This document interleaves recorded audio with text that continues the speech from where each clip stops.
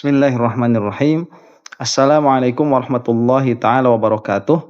Alhamdulillahi rabbil alamin wa sallallahu ala sayyidina Muhammadin wa ala alihi wa sahbihi wasallam, amma ba'du. Beberapa kali kita mendapati Kiai Said Aqil Siraj. Beliau itu memojokkan kaum Ba'alwi, bahkan meluas begitu ya, tidak menyukai Arab, memojokkan Arab dengan dalil, dengan argumen yang sangat rapuh, dengan argumen yang sangat lemah. Itu keheranan, keanehan Said Aqil itu. Beliau itu kalau ditanya teori-teori mantik atau teori-teori ilmu kalam, beliau itu saya kira tidak akan sampai kekurangan ya. Akan sangat banyak sekali, tetapi antara teori dan aplikasi itu dua perkara yang berbeda. Kita kalau anak pesantrenan itu biasa ya, hafal jurumiyah, hafal alfiyah, tapi tatkala dikasih kitab masih bingung juga. Nah, Said Aqil ini mantiknya bagus, ilmu kalamnya bagus, tetapi tatkala disuruh melihat sesuatu misalkan dengan ilmu mantik, terutama yang berkaitan dengan Ba'alwi atau bahkan di dalam beberapa kesempatan berkaitan dengan Arab, ini logikanya sengklek, tidak dipakai mantiknya, sehingga yang keluar itu bukan hujjah ya, hanya burhan ittifaqiyah saja, hanya cocokologi saja. Yang mana orang-orang yang apabila sedari awal itu sudah silau dengan nama begitu ya, Said Aqil, nggak boleh di roasting, Said Aqil hebat, mantan PBNU, apa segala macam. Itu sedari awal sudah akan tertipu begitu, dan akan menyandarkan bahwa pandangannya itu dilegitimasi oleh seorang ulama, seorang alim besar. Nah, ini yang akan kita saksikan, misalkan bagaimana Yai Miftahul Akhyar, beliau itu membangun sebuah dakwah, kalau kita katakan begitu ya, sebuah dakwah, sebuah matlab, tetapi meskipun tidak disebutkan dalil, tidak disebutkan burhan, cuman burhan di belakangnya itu, muqaddimah mahfiyahnya itu kokoh begitu. Beda dengan Said Aqil yang seolah-olah dia itu mengatakan A adalah B dan dalil dari A adalah B itu misalkan ya, setiap A adalah C dan setiap C adalah B, maka dari itu A adalah B dan lain sebagainya, padahal tidak demikian. Akan kita saksikan ya. Nama Ubaidillah jadi bulan-bulanan. Kita tanpa Imam Ubaidillah, tanpa Alawiyah, Bani Alawi, mungkin kita tidak tahu apa-apa. Yang pertama ini Yai Miftahul Akhyar itu ya, ini ikhbar anil waqi' ya, ini adalah mengabarkan kenyataan, dan kenyataannya sudah terjadi. Kita itu tanpa Bani Alawiyah ya, tanpa Ba'alwi lah kita katakan begitu, kita mungkin tidak akan mengetahui apa-apa, dan itu benar ya, itu benar. Dalam pengertian ya, Yai Miftahul Akhyar itu jadi begini, kita itu melihat qaul, melihat perkataan itu bisa dengan sangat dalam oleh kita diteliti. Jika kita membaca misalkan Hasyiah Ad-Dasuqi ala Ummil Barohin, kita akan melihat betapa Imam Dasuqi itu sangat teliti di dalam memperhatikan setiap langkah kalimat yang dituliskan oleh Imam Sanusi di dalam Syarah Ummul Barohin. Sampai-sampai di dalam beberapa case, di dalam beberapa kasus, Imam Ad-Dasuqi itu mengatakan bahwa lebih baik Imam Sanusi itu berkata begini daripada begitu, karena perkataan yang itu akan melazimkan kepada ini, sedangkan lazimnya ini kurang tepat begitu, maka lebih baik untuk dikatakan begini. Nah, itu posisinya Imam Ad-Dasuqi itu sering sekali begitu di dalam Hasyiah Ummul Barohin.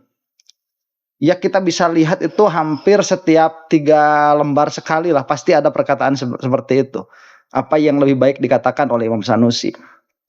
Padahal dalam keadaan yang seharusnya sudah wafat. Jadi melihat perkataan alim memang harus teliti. Nah, di sini Yai Miftahul Akhyar itu mengatakan kalau misalkan tanpa Ba'alwi, katakanlah begitu ya, kita itu lihat bahasanya, mungkin tidak tahu apa-apa. Dalam pengertian bahwa yang terjadi memang sudah demikian adanya. Tanpa Ba'alwi kita itu tidak akan mengetahui apa-apa dilihat dari segi kenyataannya. Dalam pengertian bahwa kenyataannya kita tahu agama, kita tahu Islam, kita tahu Asy'ariyah Maturidiyah, kita tahu madhab, ya, madzahib, kita tahu Syafi'iyah misalkan dalam kasus ini di Indonesia, itu atas dasar mereka. Yang mana apabila tidak demikian, maksudnya apabila Bani Ba'alwi ini tidak ada, bisa jadi ini dalam ilmu Allah kita justru tidak tahu apa-apa. Begitu. Itu ada ihtimal ke sana, ada kemungkinan ke sana. Ya, dan wakinya dan yang terjadinya kita tahu itu atas jasa mereka. Dan itu bisa dilihat dari apa? Dari bagaimana guru-guru Nusantara itu bersambung sanad keguruannya kepada beliau-beliau itu. Nah, ini oleh si pembuat konten seolah-olah perkataannya Mbah Yai Miftahul Akhyar ini disangkal oleh Said Aqil Siraj, dan seolah-olah Said Aqil ini burhannya, hujahnya itu lebih kuat daripada Miftahul Akhyar. Ya, kita saksikan nih. Kali bikin ilmu nahu grammar bukan orang Yaman.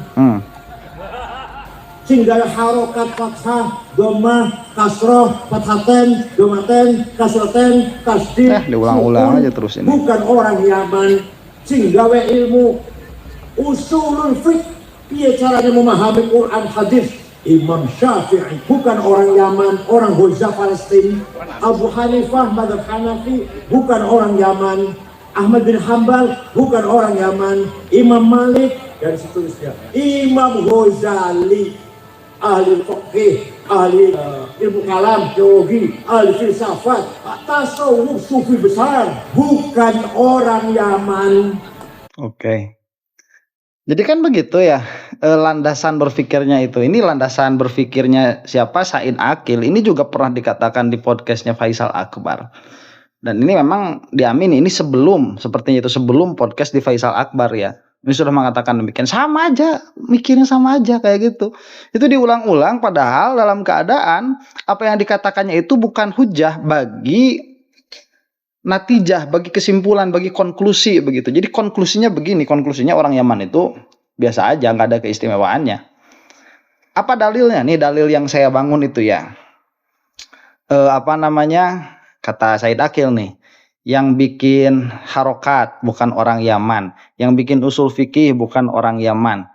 Kemudian Imam Ghazali yang ahli teologi bukan orang Yaman. Mana ulama-ulama besar itu? Ahli hadis tadi disebutkan ya, Bukhari, Daruqutni dan lain sebagainya, itu pun tidak ada orang Yaman. Berarti natijahnya orang Yaman nggak hebat. Begini ya, coba lihat. Jika landasan berpikirnya seperti itu ya, Said Aqil, yang yang selalu Anda gembor-gemborkan hebat, yaitu ulama Nusantara, itu pun nggak ada hebatnya juga. Begitu. Mana sekarang yang kamu sebutkan itu yang setara dengan mereka? Mana orang Indonesia yang setara dengan Imam Ghazali? Nggak ada. Mana orang Indonesia yang setara dengan raksasa-raksasa hadis itu seperti Imam Ghazali, Imam Muslim dan lain sebagainya? Mana yang setara orang Indonesia itu ulama Nusantara? Nggak ada. Ya, berarti ya kalau misalkan landasannya seperti itu, tidak ada yang hebat begitu ya. Ulama-ulama itu tidak ada yang hebat, atau satu klan atau satu negara itu tidak ada yang hebat ya, kecuali misalkan orang Rusia, kecuali orang Iran misalkan begitu. Nggak ada yang hebat kecuali mereka, karena ulama-ulama besar itu berasalnya dari sana. Yang mana Said Aqil ini seolah-olah menjadi lupa bahwa kadang-kadang begitu ya, suatu pemikiran itu bisa menjadi besar dan tersebar itu karena jasa dari murid-murid mereka.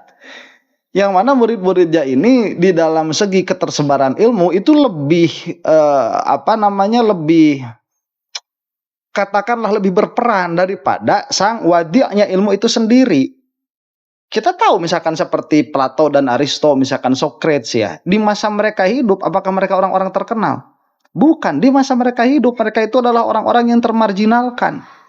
orang-orang yang bahkan tidak diakui oleh pemerintah, orang-orang yang bahkan secara kenyataan itu dihukum mati sebagai kriminal. Tetapi setelah mereka wafat, setelah mereka meninggal begitu, ilmunya itu sampai sekarang kan masih masih dipakai begitu, masih terkenal. Dan kalau ini jadi gimana ya natijahnya itu? Jika Yaman atau jika Ba'alwi adalah orang-orang hebat, maka ulama-ulama sekelas mujtahid, baik dalam bidang hadis atau dalam bidang fikih atau dalam bidang kalam, akan berasal dari Yaman. Sedangkan kenyataannya tidak demikian. Berarti talinya tuh, konsekuensinya tidak terjadi. Maka muqaddamnya tidak terjadi. Maka ulama-ulama Yaman atau ulama-ulama Ba'alwi itu tidak hebat. Ya kalau begitu, patternnya masukkan saja sama ke kita tuh ya. Kalau jika ulama Nusantara hebat, maka ulama-ulama atau mujtahid di dalam bidang fikih atau mujtahid di dalam bidang kalam atau mujtahid di dalam bidang hadis akan berasal dari Nusantara. Kenyataannya tidak demikian. Berarti ulama Nusantara nggak hebat juga, termasuk kamu Said Akil nggak hebat juga berarti.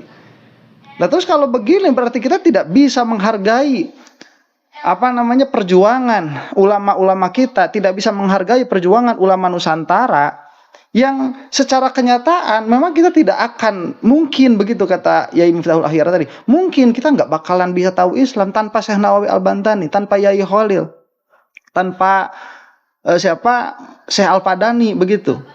Itu kita tidak akan mengenal Islam sama sekali. Tanpa Wali Songo lah kita katakan sekalian begitu. Nggak bakalan kenal Islam sama sekali. Dan itu kemungkinan, dan kemungkinan itu valid. Dijadikan sebuah kemungkinan karena itu memang mungkinul wujud. Memang ada kemungkinan yang lain, bisa jadi tanpa Wali Songo kita lebih baik Islamnya, bisa jadi ya. Cuman kan kita itu harus melihat melihat kenyataan, bukan hanya melihat kemungkinan. Kenyataannya Islam itu, misalkan begitu ya, kita lihat Islam itu kenyataannya dia di Indonesia disebarkan oleh siapa yang paling dekat kepada kita itu, yang misalkan sejarahnya itu jelas, seperti ulama-ulama Nusantara seperti Syekh An-Nawawi misalkan. Dan kalau kita lihat beliau-beliau itu sanadnya bersambung kepada Ba'alwi. Lah berarti kalau tanpa Ba'alwi, tanpa Alawiyin, kita nggak bakalan tahu Islam, dan itu adalah sebuah kemungkinan yang mengerikan. Jadi landasan argumen yang dikeluarkan oleh Yai Miftahul Akhyar, meskipun tanpa menyebutkan argumennya, itu ada di sebelakangnya argumennya. Tetapi apa yang dikatakan oleh Said Akil Siroji ini hanyalah cocokologi, yang mana apabila ini dijadikan sebuah hujjah di dalam berpikir, maka tidak akan ada ulama Indonesia yang hebat juga begitu. Jadi kita Said Akil mau mengatakan bahwa kita itu tidak diberi jasa oleh Syekh Nawawi Al-Bantani begitu. Beliau itu nggak punya jasa buat kita karena beliau itu bukan mujtahid fikih, bukan mujtahid hadis, dan bukan mujtahid usul, bukan mujtahid kalam. Itu yang mau dia katakan. Jadi ini perkataan penuh tendensi, perkataan penuh dengan hawa nafsu, dan perkataan yang hujahnya itu sangat rapuh sekali. Yang mana perkataan-perkataan seperti ini akan bisa menjadi pemantik, akan bisa menjadi bensin bagi orang-orang yang memang dari awal sudah membenci Bani Ba'alwi begitu. Ya nggak ada tidak ada nilainya sama sekali, mereka itu tidak ada harganya sama sekali karena perkataan Said Akil ini. Ini perkataan sengklek ya. Tidak ada tidak ada argumen di belakangnya. Demikian ya. Ini tanpa mengurangi kekaguman saya kepada beliau itu hafal, tahu sejarah-sejarah sampai namanya, bahkan mungkin sampai tahun-tahunnya itu. Urusannya kayak gitu mah gampang dicarinya. Kalau misalkan cuma mau tahu ini orang lahirnya tahun berapa, wafatnya tahun berapa, lah gampang. Kayak gitu mah ya. Sekarang mah udah ada tablet apalagi, udah ada Google. Gampang nyarinya kayak gitu. Bernalar itu susah. Nanti bernalar itu akan digantikan sama ChatGPT ya. ChatGPT itu bernalarnya sudah bagus sekali, tapi dia itu suka misleading. Nah, kalau kamu tidak memiliki pola pikir yang baik, tidak memiliki pola pikir yang benar, kamu itu Saya nggak tahu ya, beberapa puluh tahun ke depan apa manusia itu masih bisa berpikir atau mereka itu kalau membutuhkan untuk menganalisa sesuatu harus nanya dulu sama ChatGPT begitu. Saya nggak tahu. Ini kekacauan ya, kekacauan ini. Semoga kita semua diselamatkan oleh Allah Subhanahu wa taala. Wallahu taala a'lam bishawab. Assalamualaikum warahmatullahi taala wabarakatuh.